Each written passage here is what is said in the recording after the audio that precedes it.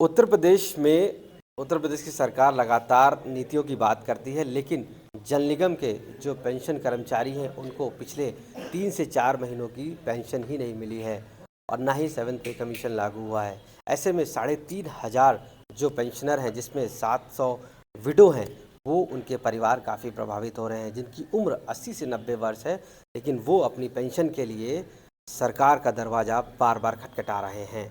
हमारे साथ इसमें मौजूद हैं उनसे बात करते हैं। सर, क्या नाम है आपका? अवध बिहारी मिश्रा हूँ मैं जी। Retired chief engineer Uttar Pradesh जल जल निगम और जो पेंशनर्स एसोसिएशन है एलएसजीडी और के अपॉइंटीज़ की, उसका मैं अध्यक्ष हूँ। जी। और आप लोगों को क्या परेशानी हो रही है? कितने कर्मचारी हैं आपके पेंशनर ऐसे जो प्रभावित हो रहे हैं? दिक्कत क्या हो रही है? करीब करीब 3700 के पेंशनर हैं और ये सभी लोग 12 बरस पहले ही रिटायर हो चुके हैं। इनकी आयु लगभग 70 वर्ष से लेके 90 वर्ष तक है और इनमें 700 ऐसे हैं जिनके हस्बैंड की डेथ हो गई और वो विडो हैं पेंशनर्स जो है। तो उनको बहुत दिक्कत ये हो रही है कि उनको पेंशन पूरी नहीं मिल रही है और पेंशन समय से नहीं मिल रही है। यदि हमारी पेंशन 7th पे कमीशन के हिसाब से मिलनी शुरू हो जाए, जैसे कि और राजकीय पेंशनर्स को मिलती है, और ट्रेजरी से पेंशन मिले कि जिसमें ये ना हो कि साहब धन अभाव है क्या, तो महीने में अगर पेंशन मिल जाए तो शायद हमारी समस्या का निराकरण हो जाएगा और इस उम्र में, बढ़ती उम्र में बहुत सहायता हो जाएगी। ये कितने कर्मचारी आप लोग ऐसे हैं और उनके परिवार लगभग इससे परेशान हैं, और कितनी बार आपने सरकार से इसके बारे में बातचीत की है? बहुत ही बार जो है वो कई बार हम लोगों ने माननीय मुख्यमंत्री जी को और लोगों को पत्र लिखे हैं। और सबसे दुर्भाग्य ये है कि माननीय मुख्यमंत्री जी के द्वारा हमारी दोनों मांगों के लिए मान दिया गया है।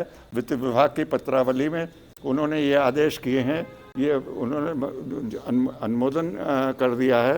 ये 6 अक्टूबर 2017 को ये अनुमोदन कर दिया है कि ये इनकी पेंशन जो है वो अन्य सरकारी पेंशनर्स के अनुसार ही सप्तन वेतनमान से दी जाए और उसका व्यय भी जो है उसी प्रकार से वहन होगा जैसे कि उनका वहन होता है।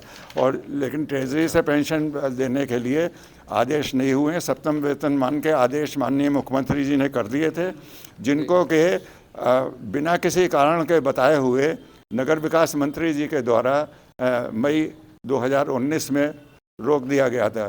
केवल आदेश जारी होने के 14 दिन के बाद ही वो आदेश रोक दिए गए थे और वो हमारे लिए लागू पेंशन ना मिलने से आपको क्या दिक्कतें आ रही हैं? आपके सामने क्या क्या परेशानियां आ रही हैं?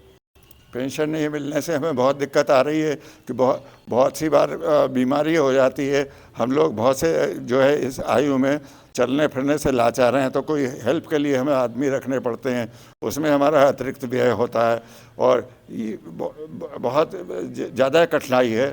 तो अगर हमें कम से कम पूरा पैसा जो हमें अनुमन है वो मिल जाए, हम कोई अतिरिक्त पैसा नहीं चाहते हैं।